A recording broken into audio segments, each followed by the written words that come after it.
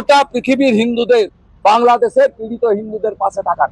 কে ISKCON, কে Ramakrishna mission, কে মতুয়া, কে লোকনাথ বাবার ব্রহ্মচারী, কে ঠাকুর অনুকূল চন্দ্র, কে ভারত সেবাশ্রম, আমরা সেগুলো দেখব না। কেউ ত্রিপুরা, কেউ মারমা, কেউ চাকমা দেখব না।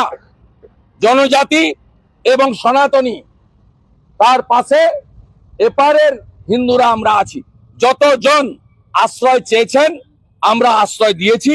থাকার ব্যবস্থা, মোটা কাপড়, মোটা ভাত আমরা সমস্ত এপার থেকে আয়োজন করেছি।